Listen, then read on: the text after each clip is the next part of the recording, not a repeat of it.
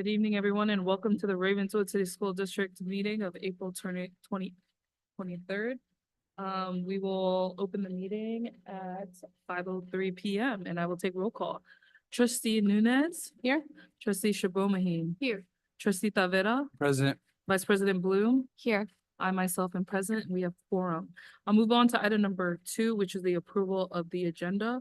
I will note that we will pull item 7A. As trustee Shabomahine was not present. As I see, do we have any other questions or comments regarding the agenda? As I see none, I will entertain a motion for item 2. I move to approve item 2 with the pulling of item 7. Thank you. Do I have a second? I'll second. All in favor, say aye. Aye. All opposed, say nay. Motion carries 5-0. We'll move on to item number 3, which is closed session. Before we go into closed session, if there's any members of the public that wishes to address the board on any matters that will be discussed, now is your time. As I see none, we will go into closed session at 5:04 PM. Thank you.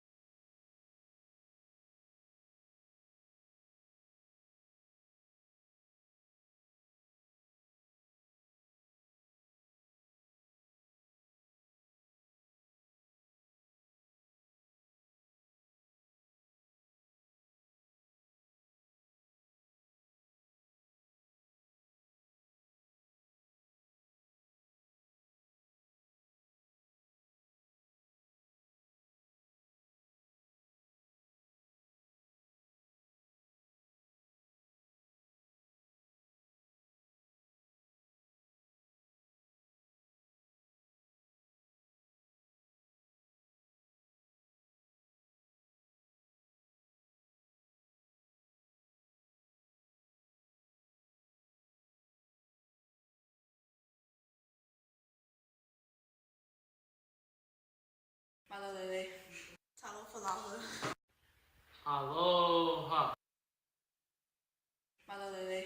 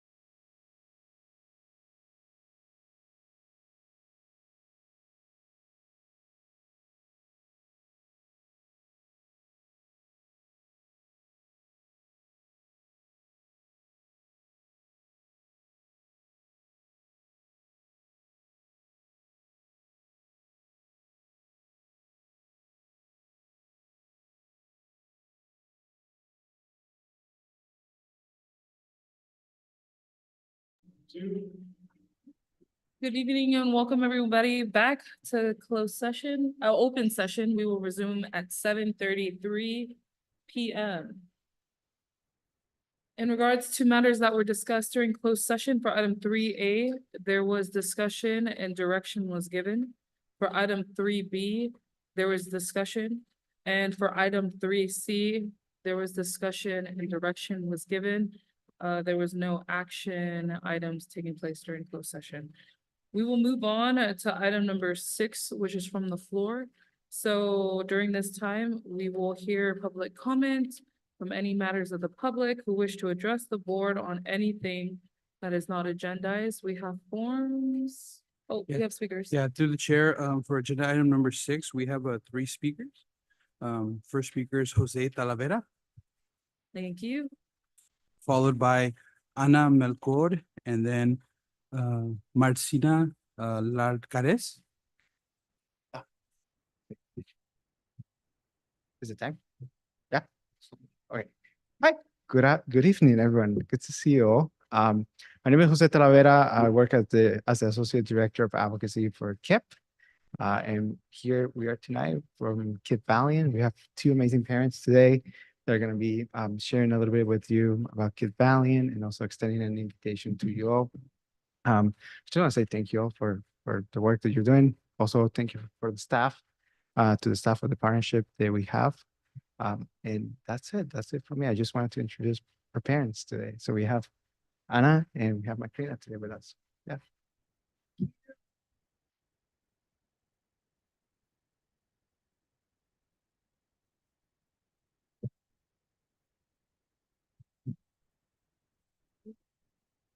Oh, perfect.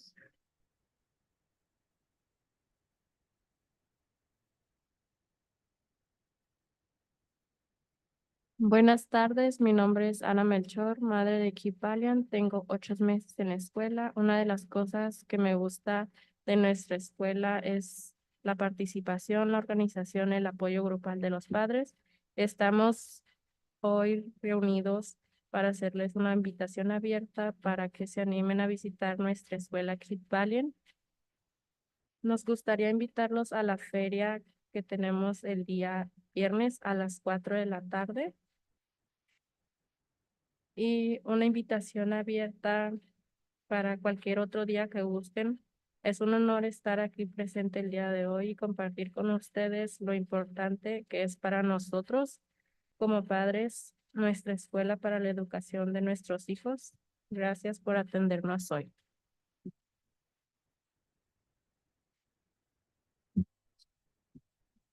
Good evening. My name is Anna Melchor. I'm a mother from the Cape Valiant. I've been 8 months with this school. And one of the things that I like in our school is that the participation that is given to us, the organization in the system, and the support for the group support for the parents. Today, we are all together and we would like to invite you all. It's an open invitation to come and visit our school, Cape Valiant. We would like to invite you to the school fair or any other day you would like to come over. It would be an honor to be there with you and share with all of you how important it is to us as parents that the school and the education of our children is there for us. Thank you for listening to us today. Through the chair, now we'll have Marcina. Macrina.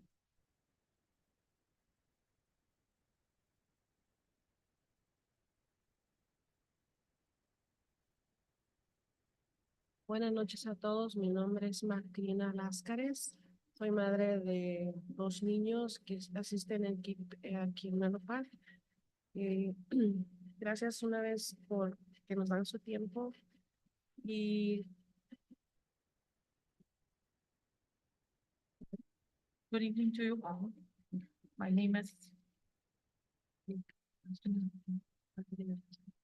Macrina Lascares. I'm a mother of 2 children. They go to KIP school at Menlo Park. Thank you for your time.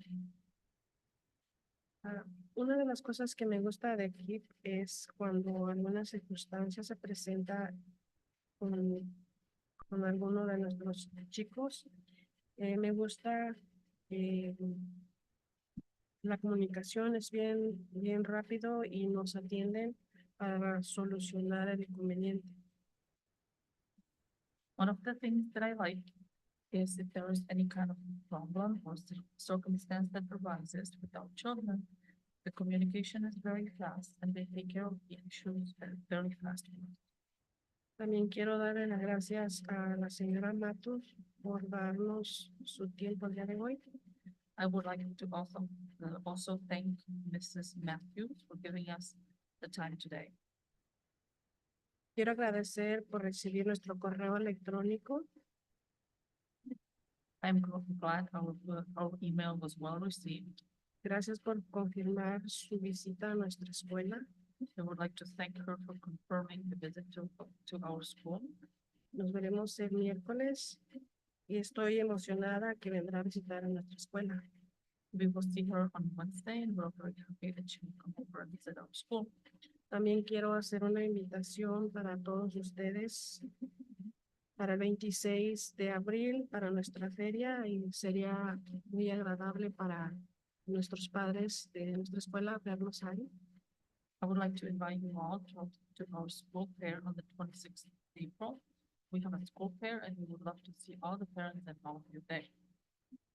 Muchas gracias por su tiempo. And thank you very much for your time. Does that conclude our speakers? It does. I have a comment in regards to the invitation from Kit, but I can't comment during open session comments, but it'll be in my board report in 2 items, so I'll have a reply to you then. As I move forward to item number 7, which is the consent agenda, we pulled item 7A, which is the consideration to approve the March 28th, 2024 regular board meeting notes.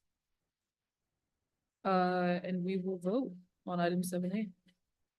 I'll make a motion to approve item number 7A. Thank you. I'll second. All in favor say aye. Aye. All opposed say nay. All accused. Abstain. Abstain. So motion carries 401. Now we'll move on to the consent agenda minus item 7A. I will entertain a motion. I move to approve item 7 without A. A second. All in favor say aye. All opposed say nay. Motion carries 5-0. Moving on to item number 8, which is board reports. I will open the floor. So I have a few board reports. So I'll start. The facilities subcommittee met very early this month on, I think, April 4th. And we talked about many different things that are happening. We saw designs for or possible layouts for the district office. We got an update on CCRMS, their main construction updates and Magical Bridge update.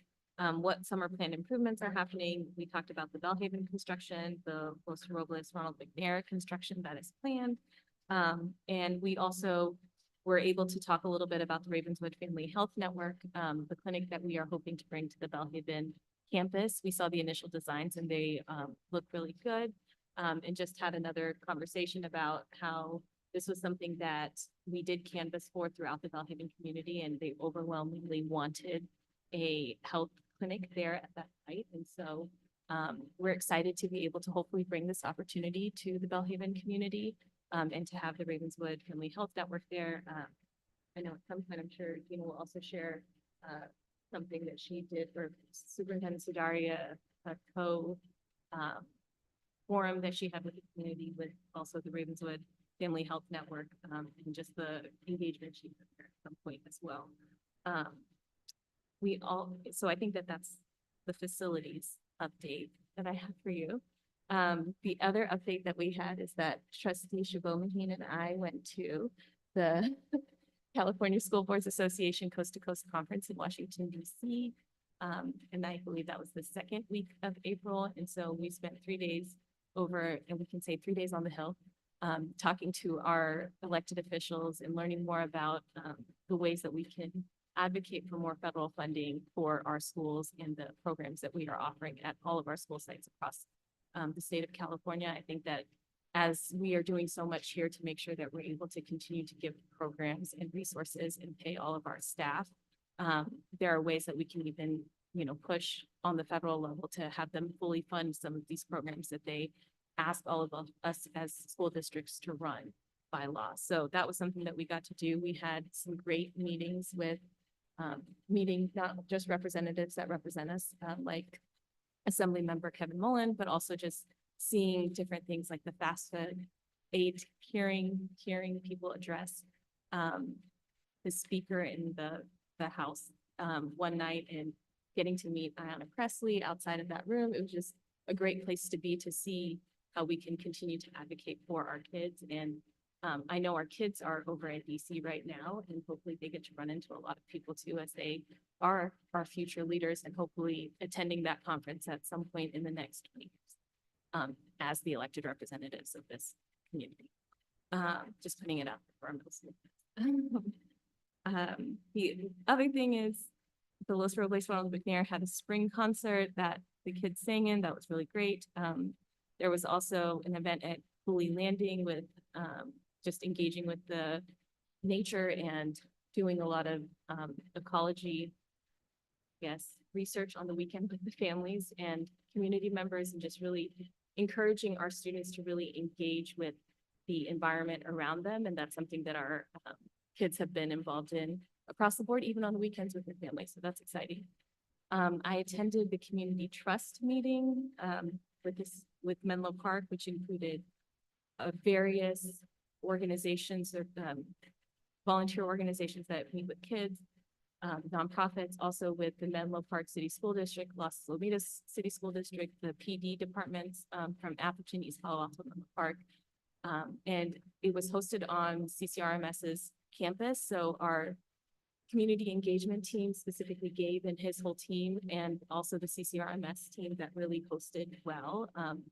Everybody there from all these different organizations really commented on how beautiful our site is, and how welcome they felt by our community. And I know that that could only be done because of the work that Gabe and the team do. And so I just really want to shout them out today, because they just did a really good job of hosting people from inside our community and outside of our community, but worked with students all across this area. And so it was really exciting and cool to be there, and just being able to share the Ravenswood learner profile and the teacher pay initiative that we're doing, all of these things that in ways that we are being an example to the area around us. And I heard multiple people go up to Gina to ask her questions about some of the things that our district is doing. So that was really also exciting to see that Ravenswood is an example, and that we were able to host them in that.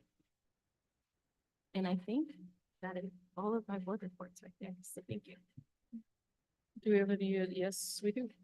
Yeah, through the chair, just quickly want to share, also, attended, April 3rd. We hosted that large community event for the whole community, to really present and share the learner profile to the community. Was there with some board members, superintendent did an excellent job presenting. I'm thankful for all the student speakers. I love how honest they were being about the whole process, and talking about the good, the bad, the ugly, everything. And it's just very great to learn. And I think we had a great support from the community. I loved it. Just excited for where this is going and community support behind this.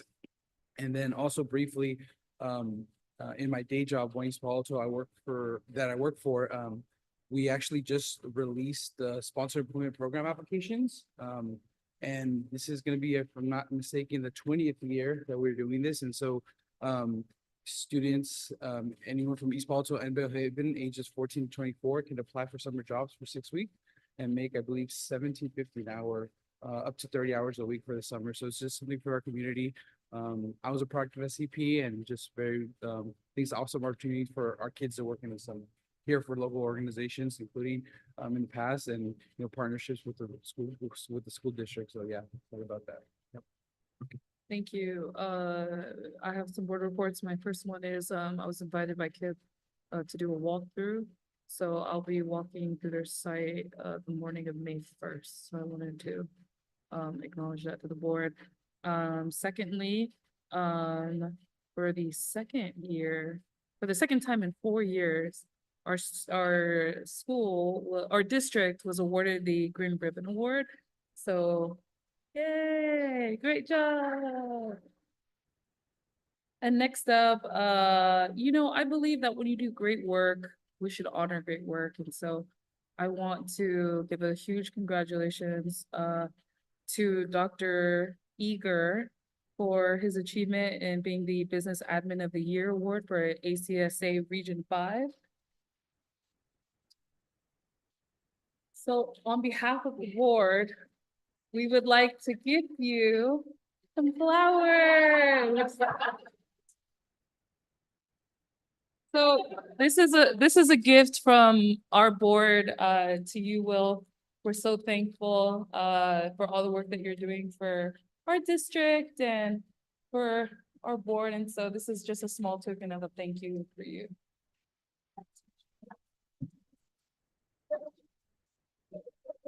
Oh,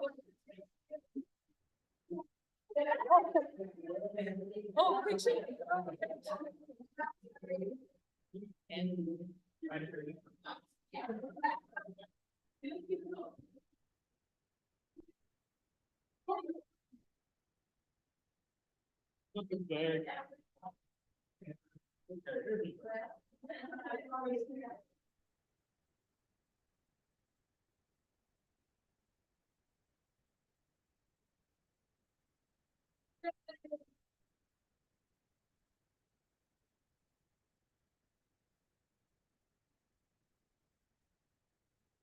And also, there's a special reason why we're meeting today on a Tuesday.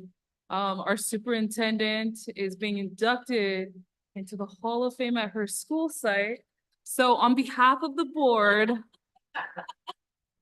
we would like to congratulate you on this great feat. We're thankful for all the work that you continue to do for our district. And this is a small token of a thank you on behalf of the board. Oh, look at picture.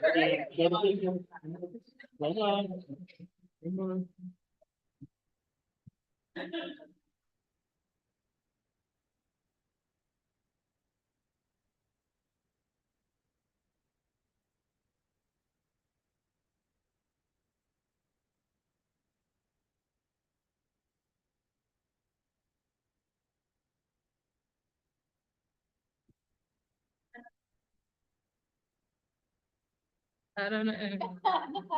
And that concludes my board report. Thank you to our amazing wing. I'm gonna call her a wing because she just keeps uplifting us. Maria, thank you so much.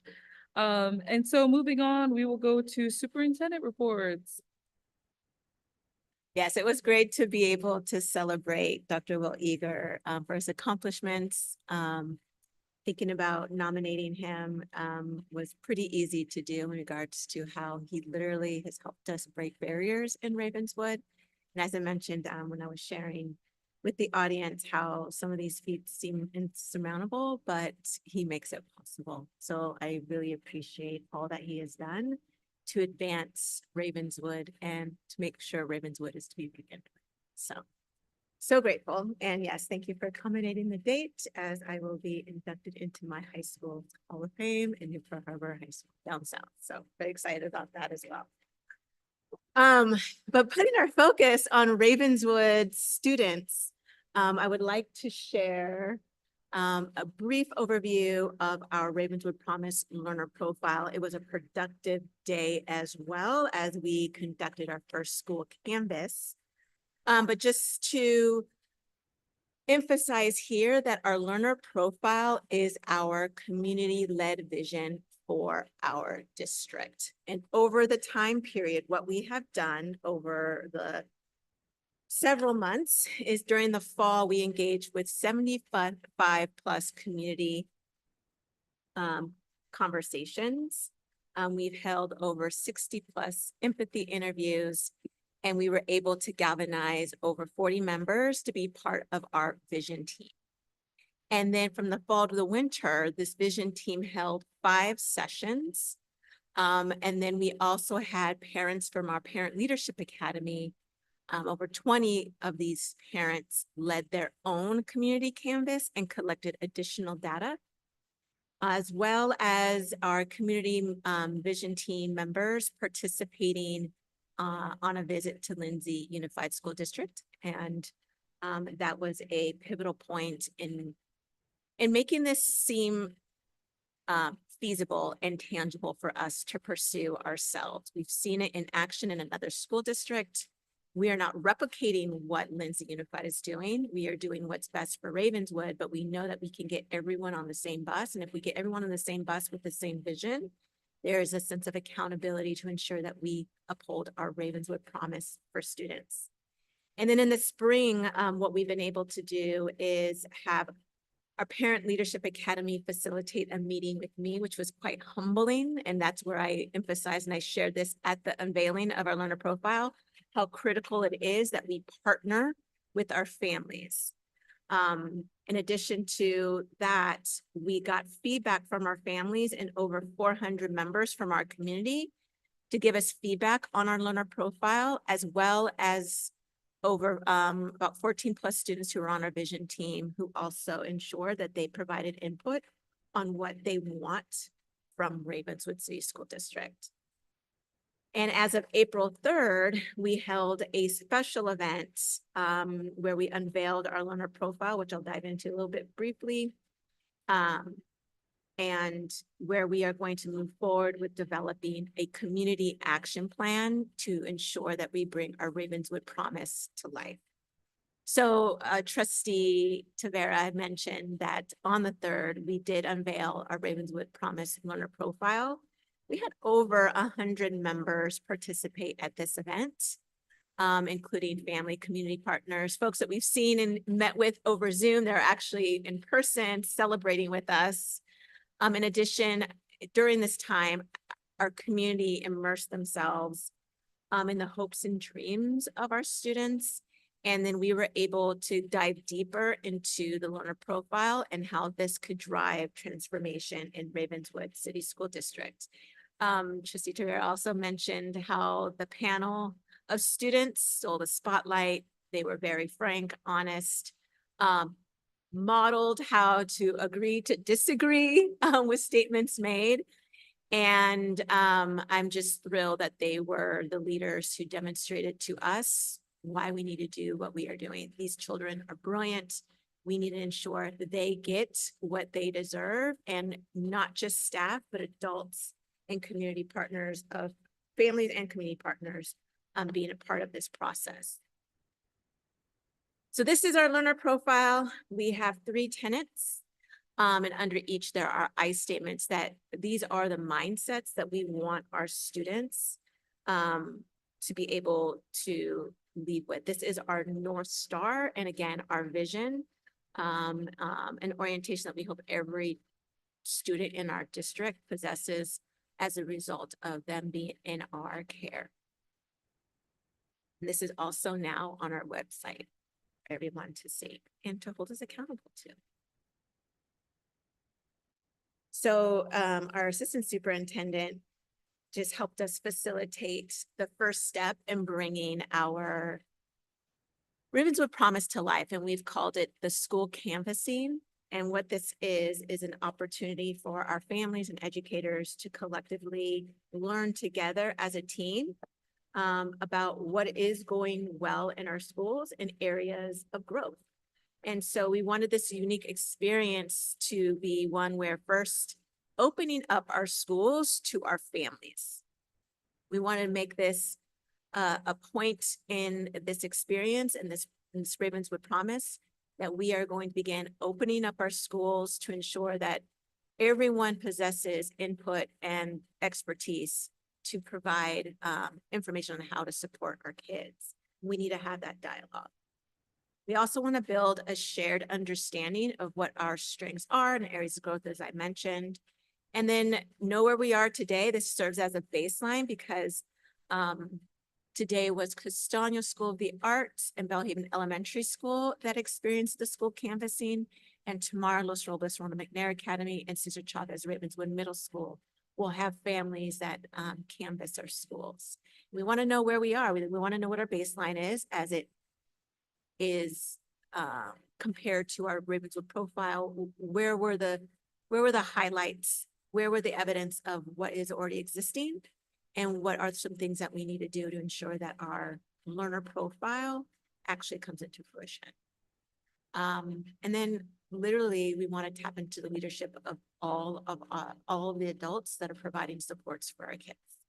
So emphasizing this is a collective effort. And it is a unique experience. And I think our Assistant Superintendent Sarah Stone would say that she left feeling very encouraged and almost in tears of joy of just how awesome our families participated and gave schools grace, as well as now we know we're starting to learn what our families want and expect. There's always that dialogue that we've had, but we are formalizing this and making this part of our process. And so the opportunities moving forward, and that we wanted to emphasize, and we did this also during the unveiling for folks, is that everyone can participate in these work sessions around the Ravenswood Promise to provide input. Specifically for our families, there's ways to really put their foot in the door and advocate for their children through the Parent Leadership Academy. And then, of course, as soon as people hear about the Ravenswood Promise, we want individuals to start spreading the word about the accountability systems that we are putting in place in Ravenswood. We are not hiding behind numbers of any numbers, whether they're test scores, our budget, number of staff that we have who are retained or who are moving on. We want to be as transparent and an open book to ensure that we have the best practices, the best resources, the best people in front of kids every single day. That is our Ravenswood Promise. And we're very excited about the launching of this work as we move towards our North Star. Thank you. Awesome. I'll open it up for any questions or comments from the board. As I see none, thank you for that presentation. We will move on to item number 9B, which is the consideration to approve resolution SY 24-21, Asian American and Native Hawaiian Pacific Islander Heritage Month. I will entertain a motion for item number 9B. Through the chair, I make a motion to approve agenda item 9B. Thank you.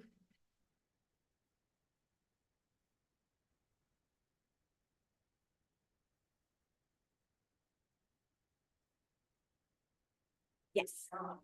Yes, sorry.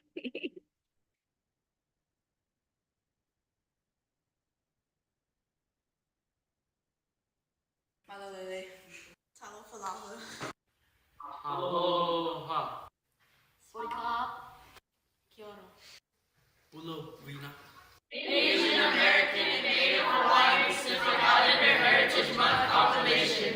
As Asian American, Native Hawaiian, and Pacific Islander Heritage Month serves as a poignant occasion to honor and acknowledge the profound contributions of Asian Americans, Native Hawaiians, and Pacific Islanders to the fabric of the United States history and亚太裔美国人理事会自豪地宣布，2024年5月亚裔美国人夏威夷岛原住民和太平洋岛屿传说愿景理念主题为通过创新推动领导者发展。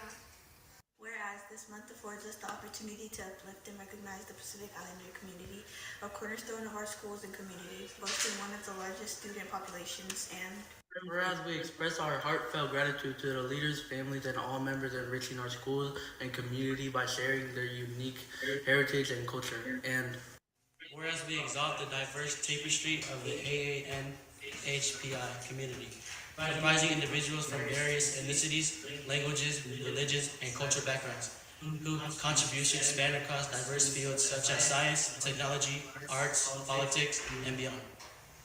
Whereas we underscore the paramount importance of education and awareness in fostering understanding and appreciation of AANHPI culture and history, urging our schools and community organizations to integrate AANHPI Heritage Month into the curriculum and programming.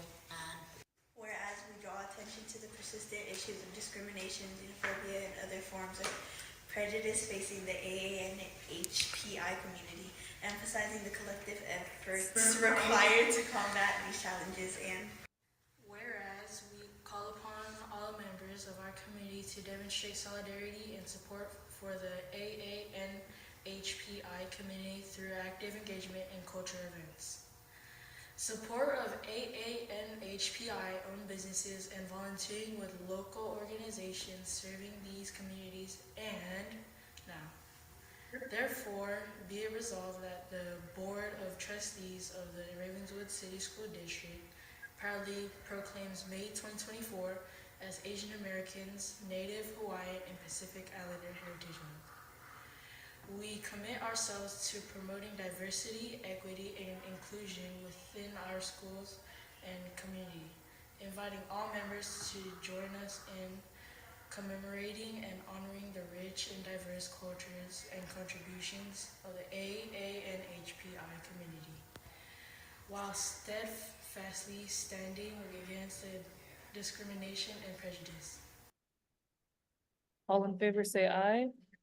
Aye. All opposed say nay. Motion carries 5-0.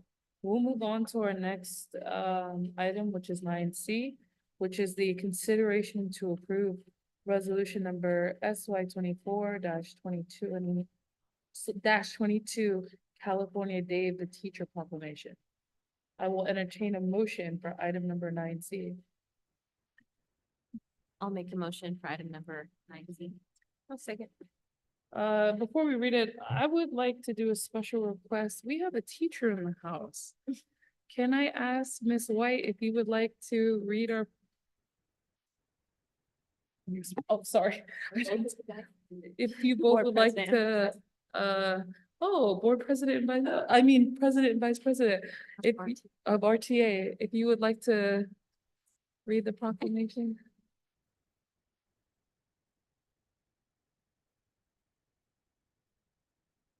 You have to start with the resolution. Okay. I move to approve item 8C. Oh, it's been seconded. Yeah, so now you read it. I second it. Oh, no, it's already been, motion, it's already been, first and seconded.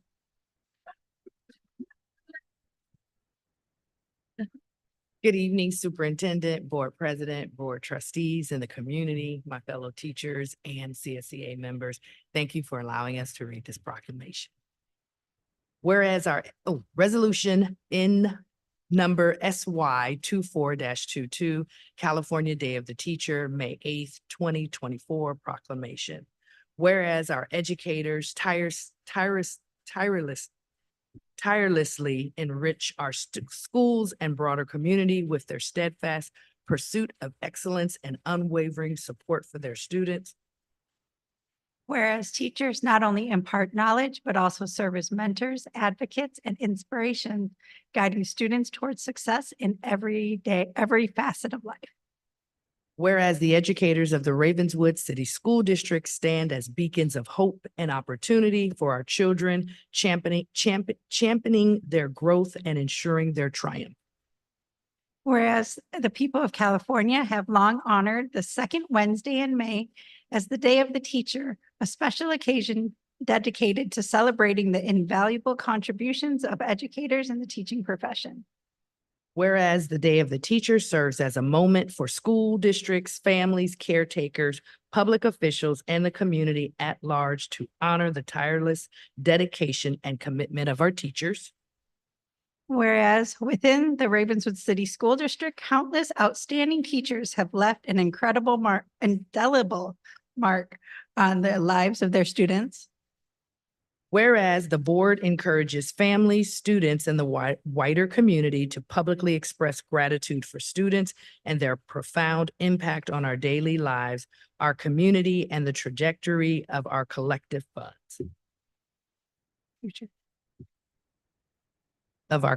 future. Now, therefore, be it resolved that the Board of Trustees of the Ravenswood City School District proudly acknowledge the invaluable contributions of all dedicated educators and officially designates May 8th, 2024 as the California Day of the Teacher. Good. Thank you. All in favor, say aye. Aye. All opposed, say nay. Motion carries 5-0. We'll move on to item 9D, which is the consideration to approve resolution number SY 24-23. Week of Classified Employee Proclamation. And for that, before I entertain a motion, we'll have a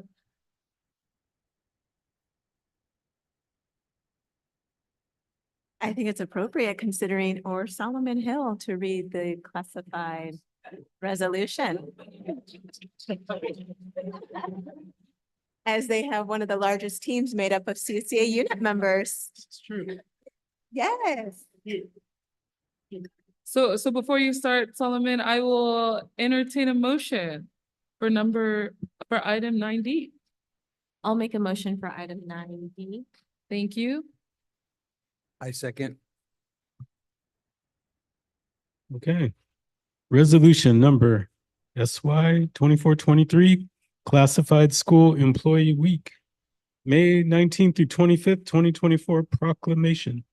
Whereas the Ravenswood City School District recognizes that the success of its educational programs is largely due to the dedicated work of its classified school employees. And whereas the classified school employees are the unsung heroes who keep the school district running smoothly and ensure that students receive a quality education. And whereas the contributions made by classified school employees are essential to maintaining the exceptional level of service that benefits the entire educational community, whether it is inside or outside of the classroom. And whereas classified school employees provide valuable instructional and support services to the schools and students in the Ravenswood City School District schools. And whereas the state of California has long recognized the vital role of classified professionals in education, declaring the third week of May as Classified School Employee Week since 1986. Now therefore be it resolved that the Board of Trustees of the Ravenswood City School District proudly celebrates Classified School Employee Week from May 19th through the 25th, 2024, and expresses its heartfelt gratitude and appreciation for the invaluable contributions made by classified school employees to the success of its educational programs and the well-being of its students. Thank you.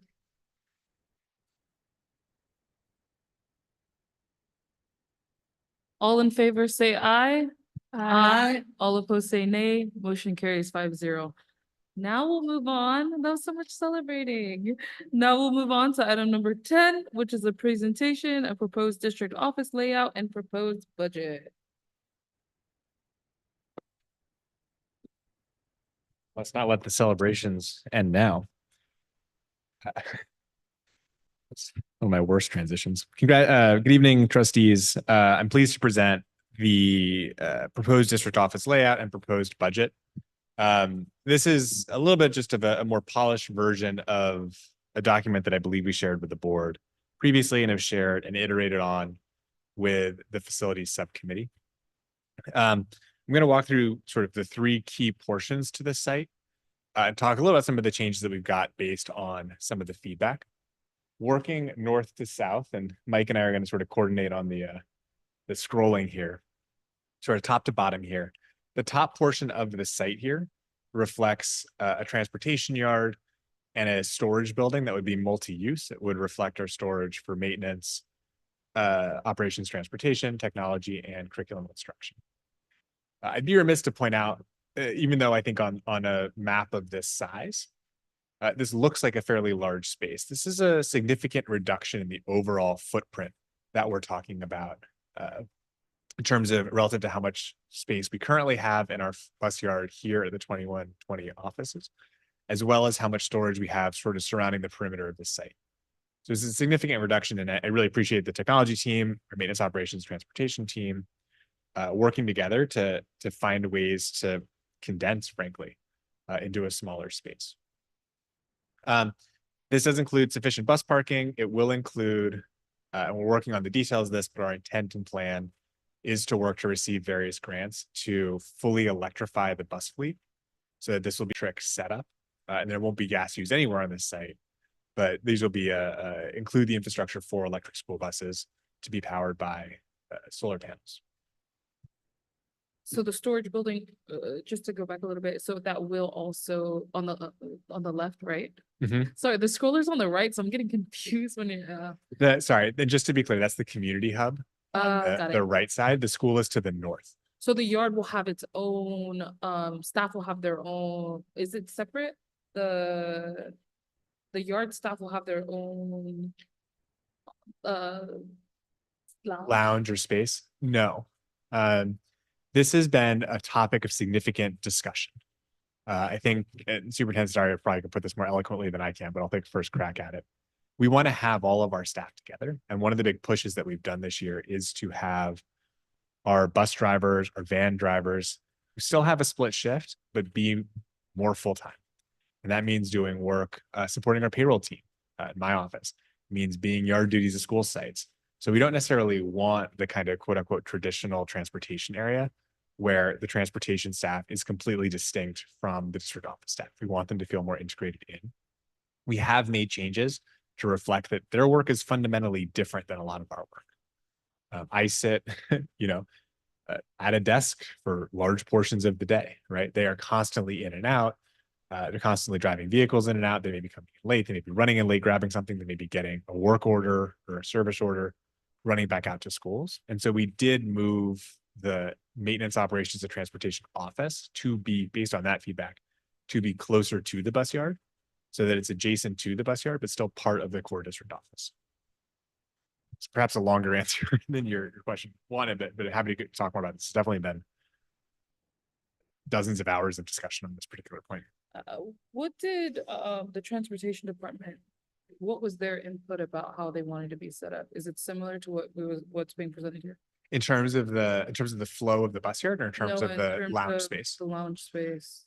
I think there's definitely a desire from the 4 bus drivers and the 7 or 8, depending on the day, 10 van drivers to have a designated space for them. We do believe that based on their feedback and based on where we are with the department, that this is a compromise that kind of works for everybody. But it certainly has been a point of negotiation. I think there's some folks who maybe feel like we didn't give them enough space. And I think there's some folks who say you're still too separate.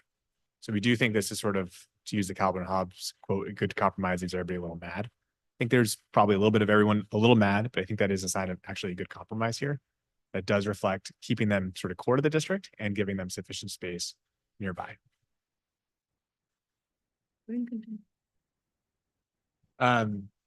Scrolling south here, we can see the core district office. To the north, there are kind of those 2 sort of square boxes. That is where we are thinking of as the MOT office. So it does have direct access to the bus yard. And it is next to both a staff patio. Thank you. This feels better. Well, make my life a little harder. Try to use my words. Working sort of north to south here again.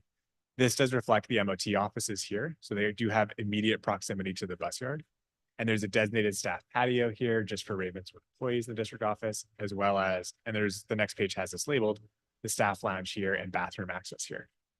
So we did try to put sort of an MOT suite here, but the staff lounge is shared with other employees. So it's not solely designated for bus drivers. It is included for other employees. Sorry, maintenance staff, MOT staff, not simply district office employees. Over here, and this is sort of labeled, and one thing I want to tread delicately. We're hoping to build this space to be the space that we live in for the next 50 years. And in 50 years, I don't know who's going to be in what office. I don't know what positions we're going to have. I don't know who's going to be where. So we are trying to design this building as flexibly as possible, while also still aligning to the reality of today. So I want to name some sort of general spaces, but I don't necessarily want to harp on, who will be sitting in exactly what cubicle or what office. But just a couple of things to highlight. We do have a couple of sort of wings here, although the overall feel of this is much more open and much more collaborative. This is not a full open office plan. It's not just rows of cubicles spread out on top of each other.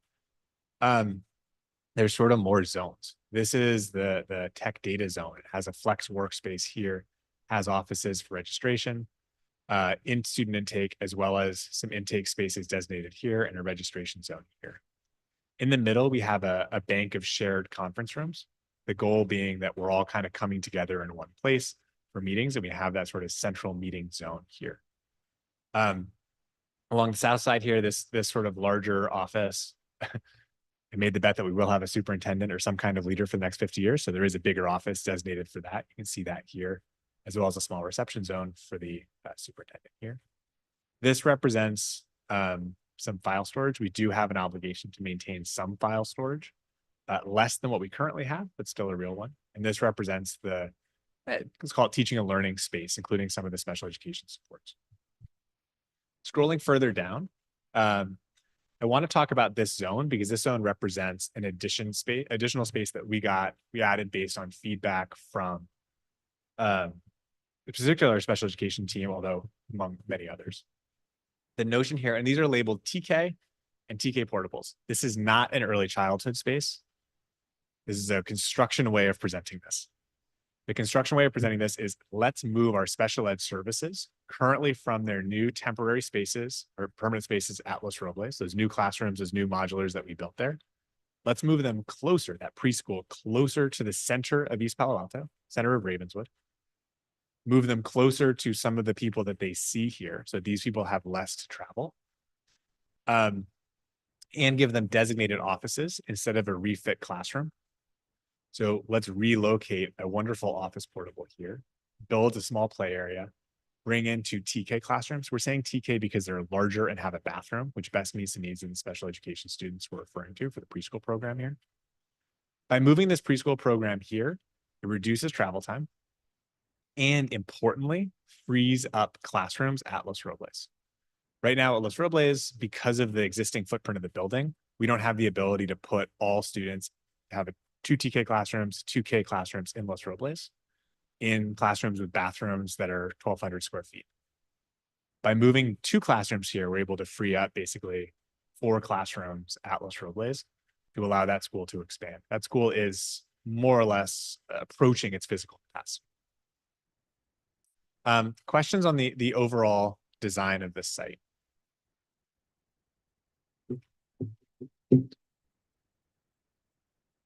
Seeing none, just an update on the budget. Because of the addition of a slightly more built out transportation yard, some rising construction inflation costs, and proposing to add several classrooms, adding 2 classrooms here and a new building here. We have seen the costs go up.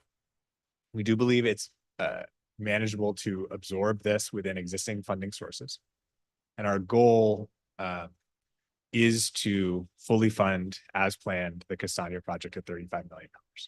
So we're working to kind of make things fit together. We do believe that we can honor that commitment, even with an additional bond contribution of about $3 million for this side.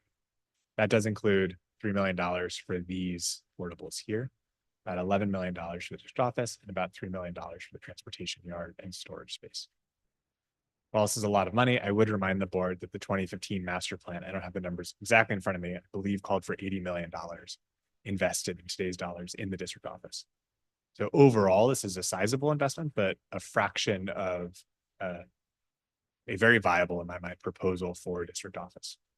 So still larger cost, but I think one well within sort of the reason of a district our size, meets our needs for today, gives us some flexibility to grow for tomorrow, and makes direct investments to directly support our students. Thank you. Thank you. Do we have any questions or comments from the board? I don't know if it came up in the meeting. Are those the only restrooms in the whole building on the top right? Yes. There's kind of not well shown here, it might be. So there's restrooms here, and then 2 individual stalls here, including a family restroom. We are going to have families registering along the way here. So we will have a family restroom here. And then we do have what's currently labeled as a lactation room. Sometimes it's labeled as a meditation room or a nursing room here as well. Not a bathroom, but Yeah. somewhat. I guess superintendent can say no. But I wonder if we can add one to the plans near her, to her office, or to their office, or to that person in that role's office. Just because if they have to go somewhere and you have to walk across like the whole office. Like, yes, we want visibility, but we also don't want that to take out too much of their time. For, I don't know, yeah. Trying to come up with the analogy of the distance from sort of if they walk, not to go too much into the superintendent's bathroom habits, but if we walked through here and then over to here, it's honestly probably similar distance to my office, for example. I guess I'm just trying to protect that person's, like, the timing and this, like, you run into so many people. Yeah. And so I'm just trying to protect that, but they could say no, and that's fine. That is just a wondering. No, I agree with that, because we have a bathroom here, but during board meetings or when I meet with superintendent and tell community that there's a private restroom right here. Because in this layout right here, there's a restroom behind us, there's a restroom in our office, and there's also a restroom there. So Yeah, and I'm just thinking with the busy schedule, like, you could go super quick between meetings and not have to, like. But it could be a no. I'm just raising the concern. I have the wrong superintendent to advocate for herself on this issue, so I think we can take it up under advisement. I think we can add it with the architect. I don't think that's a difficult I change to think when we make. do, I don't think it's a bad idea. when we hold the board meeting, though, we are going to be potentially in the community hub, which will have multiple restrooms, and we can consider. That was the question that I was gonna ask through the chair. So the way this layout is that it's next to the community hub. If you go back up to the first thing, and I didn't think about this until just right now. Our board meetings are gonna be in the community hub. So when we do closed session, are we gonna be meeting in the community hub, or are we gonna be? The initial plan, there's a series of smaller rooms that could be appropriate for different size meetings. If we wanted to have a smaller, more intimate meeting, if we wanted to have a larger meeting on stage, the community hub had the flexibility for those different kinds of setups, including for closed session. Will we have our own restrooms? Designated distinct from the public Yeah. in the community hub, I don't believe so. And then we can talk, like, yeah, I think that was something that so then there's no entrance, like the exit. So if someone wanted to go to the community hub right now from the district office, how would they go there? Mike, who am I scrolling, zooming in? No, totally fine. Thank you. There's a couple of pathways. So one is through here. So you'll remember the central corridor in the community hub that kind of connects the school to the gym up here, or the school up here to the gym over here. There's sort of a bigger courtyard here. You can zoom out. Thank you. So this is one of the main entrances to the community hub. So we can get in through here, through this entrance, or through here. There's.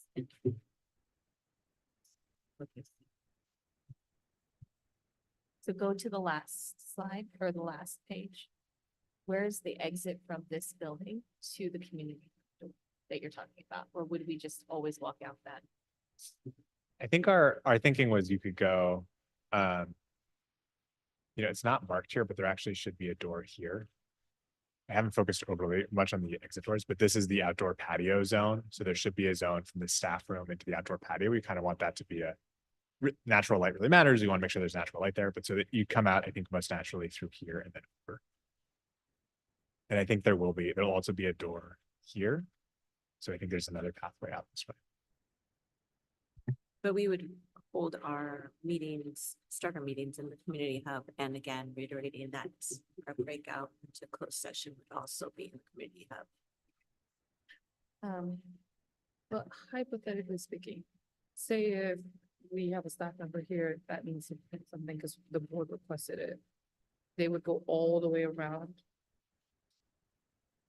I think it would be closer to travel from the furthest point in the community hub to the copiers here.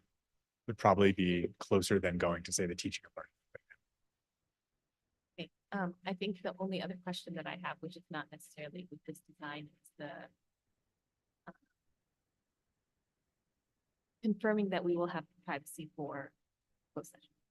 Right, that they could confirm that that would be a private. I can also couple that request with a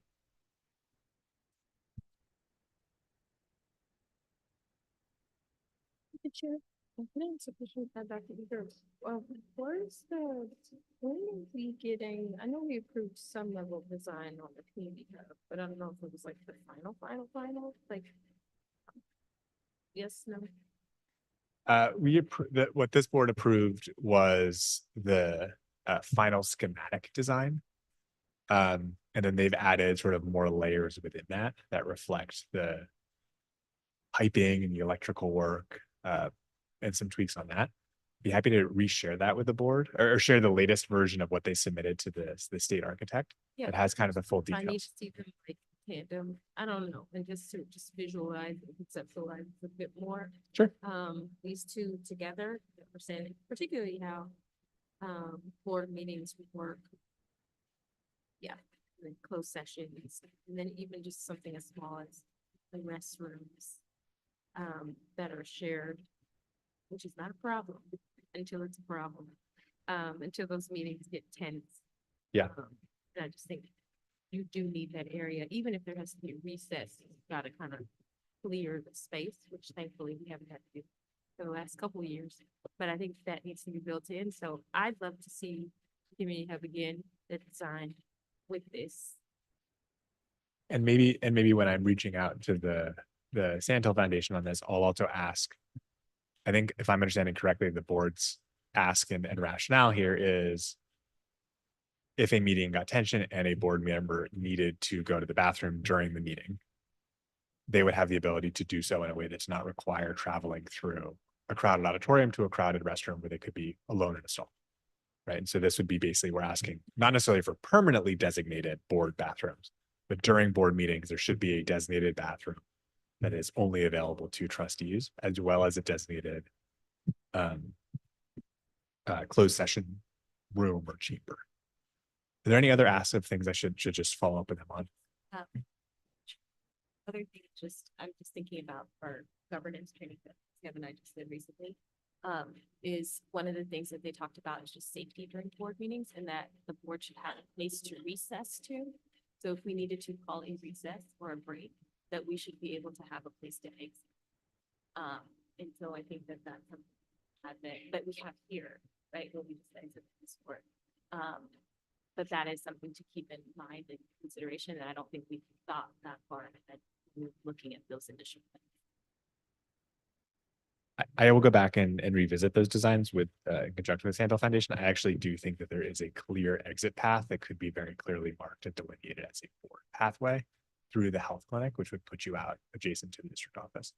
So I actually do think that naturally exists, but let me go revisit that, talk to them about sort of designating those areas as such, as well as the other issues the trustees raised. And through the chair, just to kind of add on to what our vice president said, maybe they have that in schematics already, you know, if they're doing like theaters or presentations, maybe there's a designated green room that they already have, then maybe can partially be repurposed for when we use it ourselves.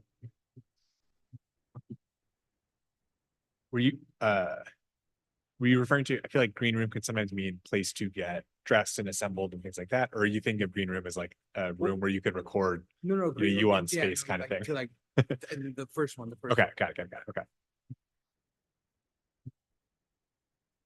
Yeah, I think we really need to look at that layout to make sure that it fits into the current needs of how to safely operate a school board meeting. I know that for the last couple of years, we've been having very peaceful meetings, but they can get very contentious. So I want to ensure that our safety is a priority when it comes to the layout.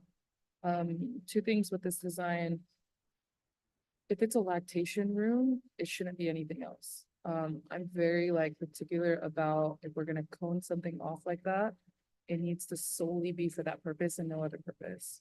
So I'm absolutely in support of a lactation room, but nothing else aside from that. Because I believe that we should give people the opportunity to be able to do that in a safe environment that is just private to them. My second thing is, I've had a couple of conversations with bus drivers that have reached out to me. And I'm not in support of this design for that because their request for their separate yard, I believe is valid because as bus drivers and stuff, they want to have their own space that they're comfortable in. And it's not like it's a separate situation. For me, I feel like their staff has voiced that they are comfortable with having a current setup like how they have now, where they have their yard, they can do what they do there. And so they feel like they're the most comfortable there instead of being with, here where they have to feel like they have to be a certain way. And I don't want to take away what they currently have. And so because of that, I wouldn't be in support of just one.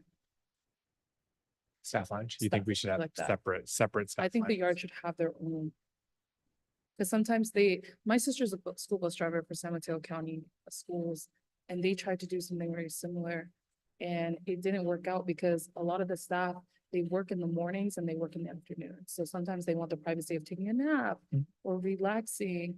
But when, you have your head bosses in there coming in, you don't really feel as comfortable as if you had your own specific lounge, like how they currently do. So that's why I would advocate that they have their own separate lounge. Would we want to consider a nap room for drivers who have full-time or morning and afternoon? Because one of the main things is creating conditions that we are engaging as a team and not excluding. I hear the rationale of a separate space, and one of the arguments is creating a space where collectively we can be together. I don't want to force anything, like just because we're together doesn't mean it's going to be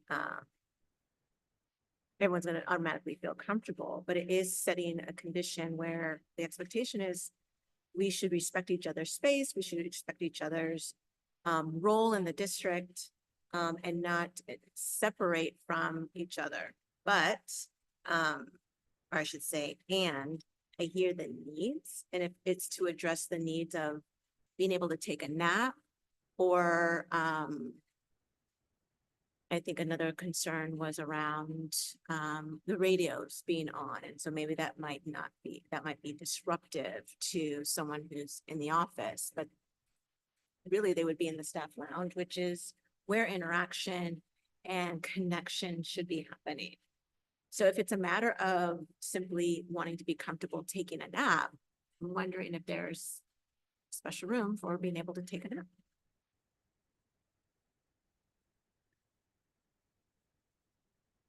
And I'm only sharing why the rationale of a staff lounge for all team members in home office who work from the home office. It's really the vision of no matter what role you have in Ravenswood, we all play a part and we should see each other as equals in our role in supporting kids, no matter if you're a driver or the superintendent. We exchange, we communicate, we lift each other up. And one of the main places you can do that is at the water cooler. No, but the lounge.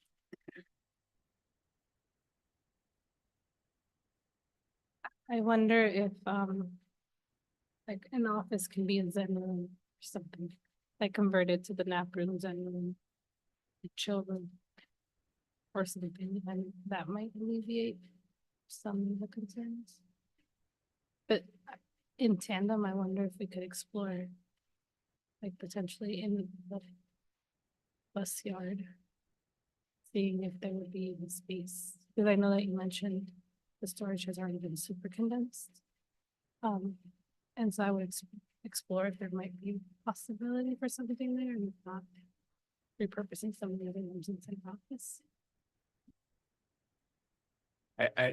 We're happy to explore anything. I would just note new construction costs about $1,000 a square foot. So if we were gonna add a driver's lounge that was the size of a standard classroom, which doesn't feel, I think by any stretch, unreasonable, that's $1 million. We were gonna add a nap room that was the size of the lactation room. Just trying to get a quick sense of how big that is. What am I just zooming in? So that's, yeah, so that's $75,000, right? So again, I think our goal is to invest as much as we can in schools while also respecting our staff and trying to design space that are respectful of all of them. I think if the board would like to add a nap room, I mean, or a driver's lounge, I know drivers are my team members. I think they would certainly appreciate that. But depending on the size of it, it can be quite a sizable investment.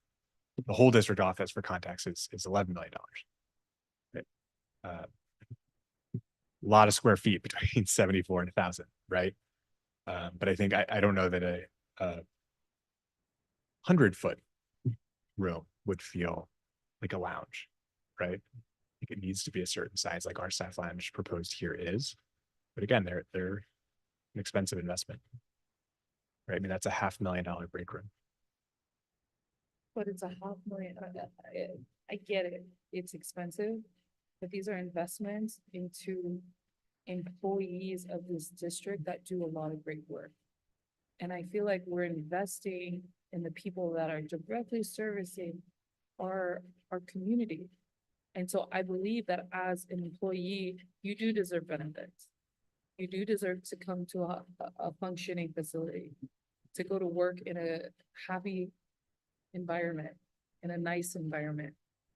And so that's why I'm taking what the drivers are saying very seriously, because I don't want to just be like fit in this vision or not, right? I want to try to be as accommodating as possible, because I know it's really expensive, but I also think that we can make it work somehow. And I don't, I agree. I mean, I think it would be a wonderful addition and amenity for our drivers. I would say in this, based on our conversations, based on what we think the overall priorities are for our facilities, we thought one break room for all staff would be sufficient. I would say if the board wants to add another break room of comparable size, I do think that would be a wonderful amenity for the drivers. I agree with everything that you've said. I think for me, it's more trying to balance the total cost of this project, which is the central office, which is not the world's most popular topic, right? With everything that you said about how important it is that our staff who are driving vehicles are rested, feel well supported, feel like part of the team. And so I wouldn't say it's an easy decision. I think we agree with it, but that's the estimated ballpark price tag. Through the chair. Thank you for all these lovely details, Dr. Eager. Yeah, I think for me, maybe it's not maxed out. I'm always concerned about space in the future and what the district is going to look like. So I'd rather front end all the possibilities, right? So that means an extra lounge, if that means extra bathroom, if that means extra rooms to make sure there's X, Y, and Z, so that we're prepared for A, B, and C. That might happen later. Like, I'm good with that. So then for me, I'm left with the question of where do we get the money?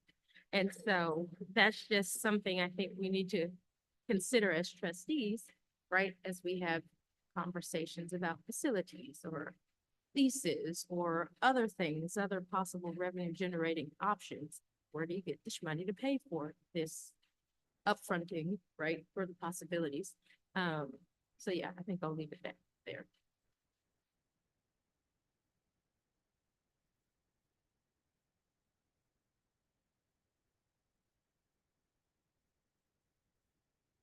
I see no other questions or comments. This is an action item. So, yes. Through the chair. Do you think we're prepared to vote, which I don't know the timeline, but do you think we're prepared to vote, given the number of concerns or add-ons, or how's it that we perhaps may not? I'm not, if I vote right now, I would vote no. Yeah.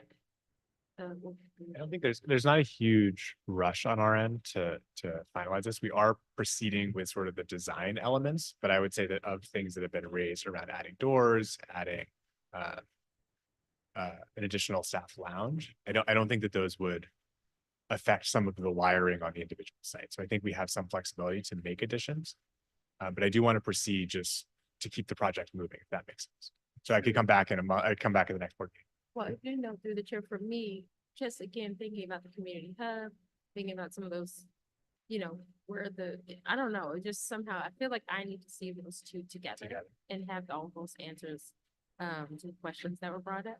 Just to, again, just in case there was like, uh-oh, there actually is no space, there is no whatever. And like, does that significantly change the design for this somehow? I don't know.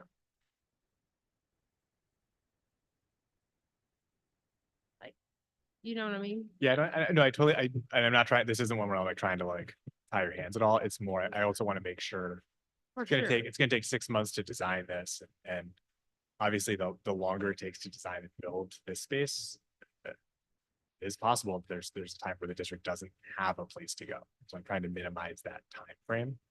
So I would like to continue with the design process, but I think everything that I've heard today doesn't give me of like a, oh shoot, we're back to the drawing board kind of feedback. It's more, oh, there's some thoughtful tweaks that we need to make sure that are operationally addressed and I think substantively addressed in terms of adding another room, adding other doors, linking it better to the adjacent site.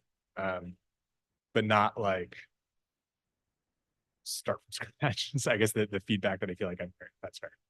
Oh, really quick, can we go up? Slide, can you zoom in? Right there is perfect. Do one more. 3 more? Oh, perfect, right there.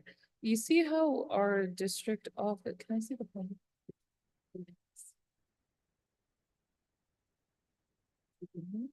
Okay, so you see our board meetings are supposed to happen right here, right? No, that's the health clinic. Can we move over a little bit so I can? I don't think the full site vision is there, but the community meeting room It's right there? is, nope, There? nope, keep going up. There you go. Yep, right around Here? to the right. The right, a little more, almost like to where that one is, where the page number is. Probably closer to where the meeting is. Yeah, right around there. Right here. Yeah, and there's that big sort of foyer going in. So when I was saying, you know, escape hatch and designated restrooms, I think the health clinic actually provides that. There is an emergency exit there. There are those bathrooms there. Can we go down a little bit, sorry? So if we're right there and you said that there's an emergency exit here, right? Mhm. Wouldn't it make sense that there would be an access only point to the superintendent or you so that we could make an easy exit to this fire exit door? That's an electrical closet. This is an electrical closet? Oh, No, this. sorry, the room you pointed to. Yeah, that's not a fire exit door. The nearest door would just be if you went sort of down, out, and then into where that red arrow is, which I think So is, here. yeah. And that's just for, I mean, that's 15 feet. That's the difference between me and, you know, walking to that wall. It's not far. But having an entryway here is kind of where I'm getting at. It could be a keypad, easy fob access for specific staff like everyone in this room. So that if there is a situation, we'll be able to come into here and the superintendent's office is there. And I think our thought was just to have it just be that southern point. This one? Over here? Yeah, where that red down arrow is. Oh, Yeah, so I don't think it's, I completely agree with you. I think putting it in what would be effectively the back of the HR office would just require more hallway space, more circulation space, and less office space, which just makes the overall design less efficient. So I think the trade-off of walking around that corner, my opinion, is worth it. So I don't think it's that much further, but if you wanted us to, we could. I don't know. I just want to minimize us in public spaces. If a situation were to come up, I don't want to, if we go this way, this is a public entry. I think you would use, in case of this emergency, you would Use this door Yes. and then go all the way around in this public space. Again, I think all the way around would entail like walking to that wall and out that door. Or through the chair, would we want to go into the closed session room and stay in the building and not have to go out in public? And the closed session room will hypothetically be right next to Close to the the board. We would, close or right next to. We haven't designated those, but I think it would be could be something very similar to further, this. further away than that room would Yeah, be. that's a follow-up question. Yeah, so I think I just needed the design of. The community hub, Yeah, which is a very reasonable ask. And we can definitely get that for you. I just think of the extremes. Apologies, board. I just want to make sure that we are safe wherever we go. In case. Was there board direction on whether or not to pursue an additional driver's lounge of approximately 500 square feet or so, or is that something that the board would like to come back to once they've had some time to digest it? It's obviously a weighty issue. I know Trustee Latu, Superintendent Starry, and I have had time with it. I just want to, if I'm going to bring a design back to the board, I know there's the community hub piece to layer in, but I don't know about the other aspects. In terms of the size of our current lounge in the design, how much does that cost? About half, it's, I believe 500. we just saw, it was like 542 square feet or something like that. So it's 500,000. And again, ballpark numbers, the actual cost may vary. Sorry. So, roughly 515,000 square feet. What oh, go ahead. Oh, I just wanted to better conceptualize what the size of that lounge is now. Mhm. There can be compared to some. Solomon's great at counting tile. I think it's not dissimilar to that space. Like similar to the existing lounge space. It's not large. So for me, through the chair, I know you were asking Half a classroom. direction. And I'm uncertain about if I would want to make it specific to drivers, like a driver's lounge. But I am certain that I don't think this space is big enough to be that sort of restful restorative space for the number of staff in the building to go to. So I would like something bigger than this room. So I am down to explore a bigger option or another option, additional option. Again, I don't know if it's specific to a particular position. I don't think that would be my vote at this point, but that feels a little small. Part of the, I'm sorry. Through the chair, I think I would also like to collect data to see how frequently the lounge is being used for napping and what have you, because I'm not sure. I would like to collect some data as well around that to see if it's actually a need or if it's something that's being used in that way currently. I would love to hear from Delma and the team about the current setup that they have. Because you said that this, I love this picture. So this, correctly. So this is the same space as behind us. I'm ballparking it, so it's a rough estimate. It's half a classroom, if that's helpful. It's not big. So it's half a classroom now. So I think my question is, what is the current space that they have right now in the yard? Plus this, and I want to know if it's equal to that, because I don't think so. It's probably half. I don't know off the top of my head. I have to make sure. Currently, I mean, we're using this to warm up food. Usually folks go to their offices and what have you, but not necessarily using the space to sit and eat lunch. Again, it's not the most conducive. We want to create a space where there's folks coming together, breaking bread together at times, and hence why the one lounge. But I would love to know exactly the frequency of naps and how many of our drivers are working full time already that don't even have that time in the middle of the day. And we did add, I would just add, part of the design here is a nice outdoor patio area with designated seating and things like that is much less expensive. And so we did intentionally want to add some more landscape outdoor spaces that could be those communal spaces as well, thinking that a nicely designed staff lounge that sort of opened up into a patio would feel much bigger than this room, which is kind of like So potentially having like garage doors here. We thought about specifically garage doors. There's rattle issues, there's things like that. I don't know, given that it's like maybe not full open in the way like a makerspace or one of those sort of more modern classrooms might be. It might be more like, but that kind of sort of free flowing, lots of glass to allow that to feel more open.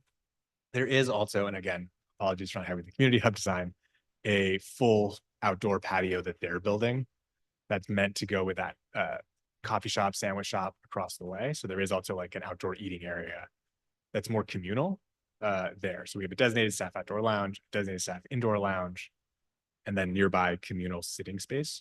Because if we were to all go right now into this room, it will be really crowded with the amount of people that we have here right now.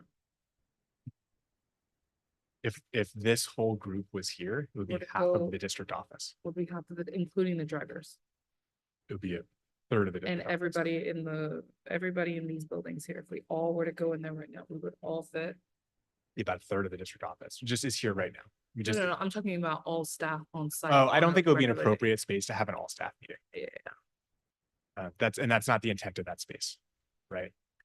But just like if an entire school site descended upon a school lounge, it would feel very cramped. And I don't know that we've ever actually brought together the whole district office in any of our spaces. Except we do hold Friday treats and we have no qualms stepping over each other, serving food and what have you. But there's no time where we're all in that space at one time. Yeah, through the chair, I think if this is a moment of redesign and recalibrating our minds for what's possible and thinking about the promised learner profile, just think about the staff and the people here working, and I want it to be as well, but as you shared, a joyous place to work, an inspirational place to work. And again, I'm willing to ask the question, where do we get the money, and think about the answer as well. But I think we won't have this moment again once this is built, like that's it. So I just want to be certain that we're saying, yeah, this is the design that's going to carry us into the future, well into the future. And I'm not quite sure I can say, yes, this is it.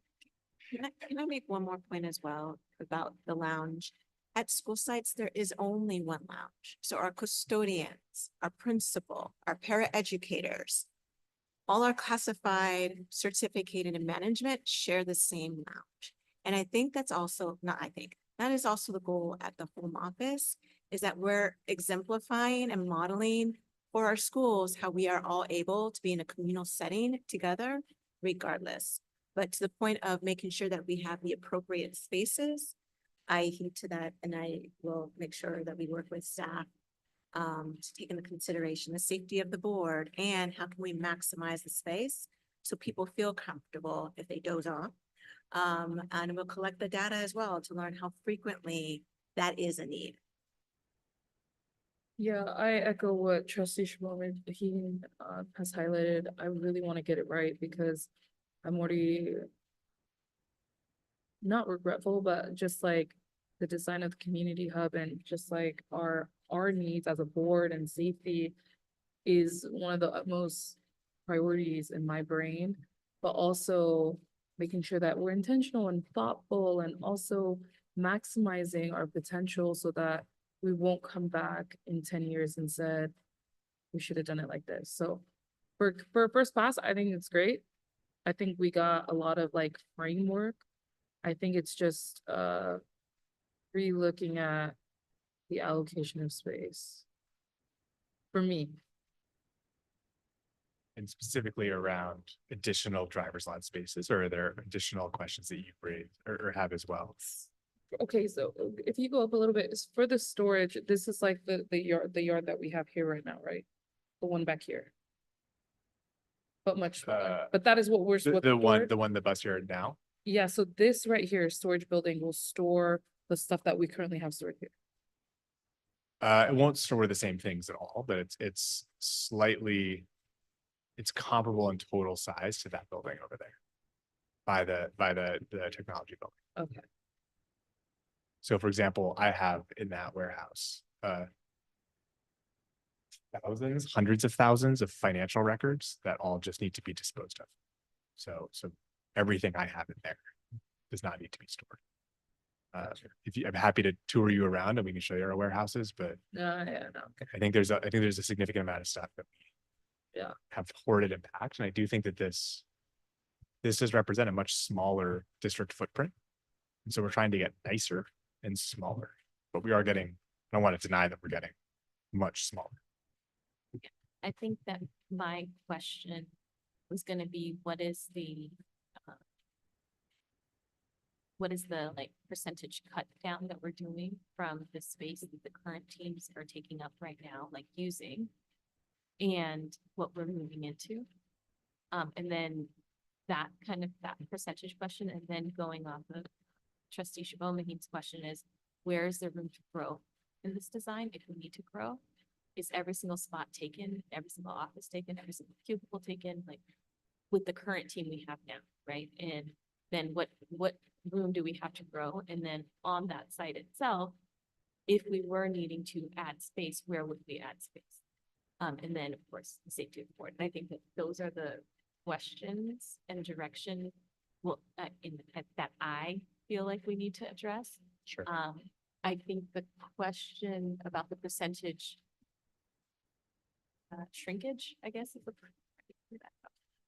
will maybe also help me understand or think about a little bit more about that lounge space. Right now, I'm kind of understanding what both points of view of wanting to be in one space where people can interact with one another and have that shared vision, but then also thinking about, well, is that bringing joy to everybody in their work? So I think that once I have those things, I'd be able to make a decision. As you're sharing different things, it's also prompted me to think right now we are so dispersed across this home office.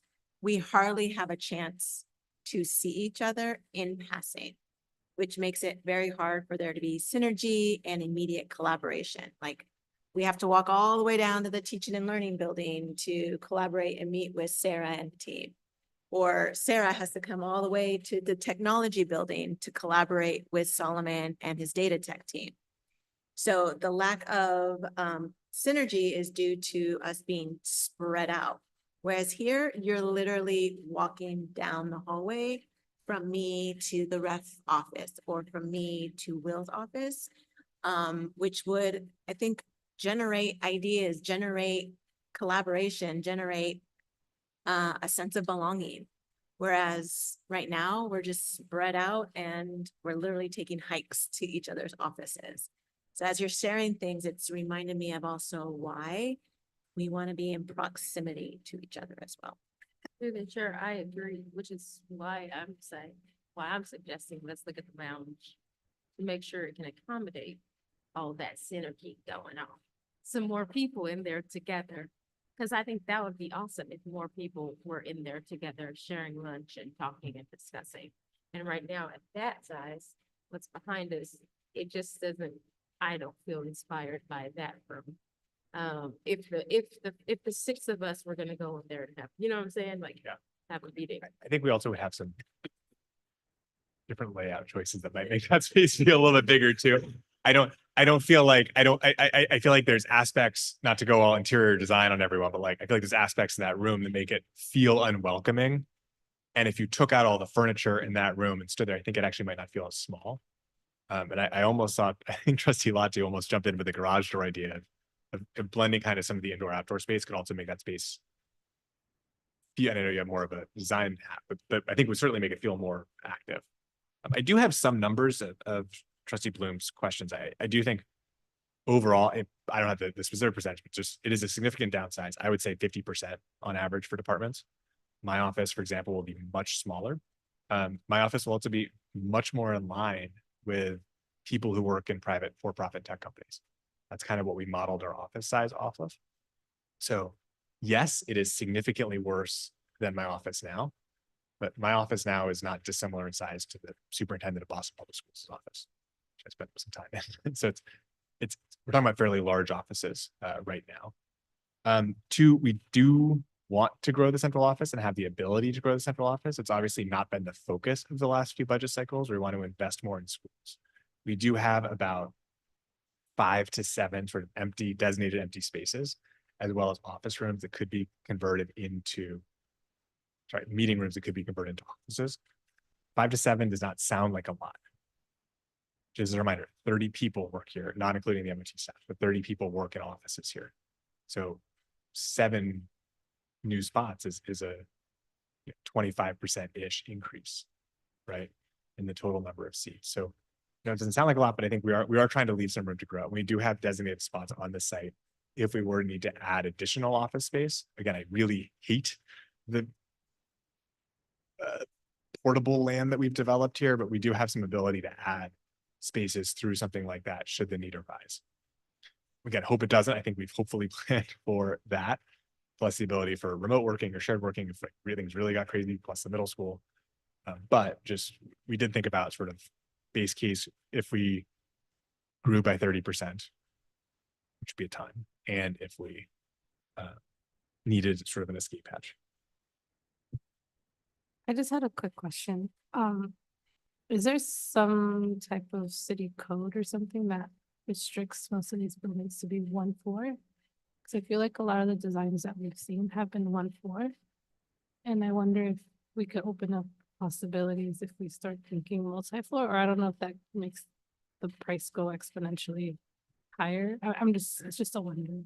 It's a great question. And I would actually, at one point, I don't think I had, my best day, I might have convinced two of you. But at one point, we explored a multi-story housing development here. We explored partnerships with local nonprofits to try and get bigger so that we had a little bit more flexibility in this. And the board may remember that the complexity of those deals, the economic value to the district in those deals wasn't there. We could use more bond funds for this. I would say pleasantly surprised. I think it's a really nice vote of confidence from the board to staff of how much you all care about our space.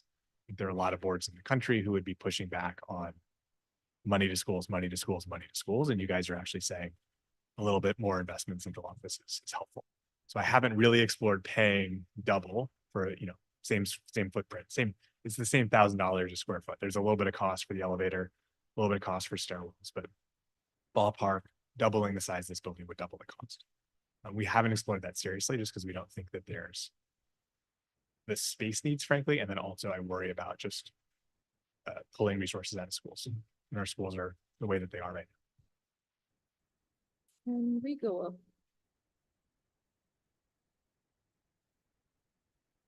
Down, whoops. And then through the chair, do we need to officially extend the time? Because we're at 4 hours and 5 minutes.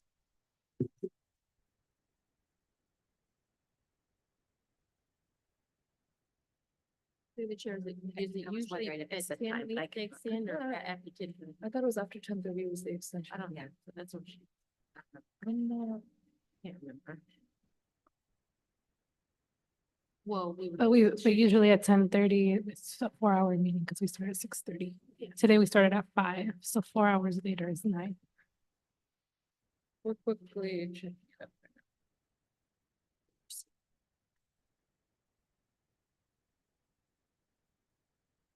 Through the chair, I imagine it's up to us. Either way, if we want to extend or not, I guess it's a question, like, do we want to keep going? Do we, I know trustee or President Latu, you're gonna ask a question, but I wonder if we have direction for Mr. Eager, Dr. Eager to come back to us with new designs, if this is something that, ask me a question and then we at the time we'll choose to come back to this. Yeah, I just personally think that what trustee Nunes said really kind of opened my eyes on the potential of maximizing the amount of space. And so I think I want to go back. I definitely want a new design if possible. I do want to explore the second story with the potential of using I don't want to say co-working space, but I have a lot of comments about the layout, so I'll email you so that you can discuss it with the facility subcommittee, and then we'll come back in maybe another session to see if it matches up with some of our initial comments. So if board members have any additional, facilities special meeting. So maybe we'll discuss with the superintendent if we can have a special facilities board meeting. We usually have one once a year to discuss more about this, because I think there's a lot of potential and there's a lot of comments that were made. So yeah. Through the chair, I vote for this Thursday. Thank you.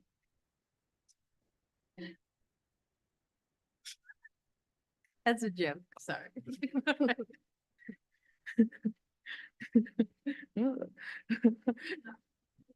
So, the motion's dead as I don't hear a second, but, let's schedule with, Maria and the superintendent regarding a potential, facilities, special board meeting. We'll close out comments there. Thank you, Dr. Eager, for your presentation. Thank you to the facilities subcommittee for your inputs, and, drive for this thus far. Now we will move on to item number 10B, which is the consideration to approve resolution 24-19, determining that the district office project is exempt from the California Environmental Quality Act CEQA and approving the projects. This is sort of, I think, related to the prior items. I assume we're just tabling approval of the design. So Yeah. So we will table item 10B2. Now we will move on to item number 12, which is the next regular board meeting will be held on May 9th, 2024 at 6:30 p.m. Open session will hopefully be at 7:15. With that being said, I will adjourn the Ravenswood City School District Governing Board meeting of April 23rd, 2024 at 9:09 p.m. Thank you.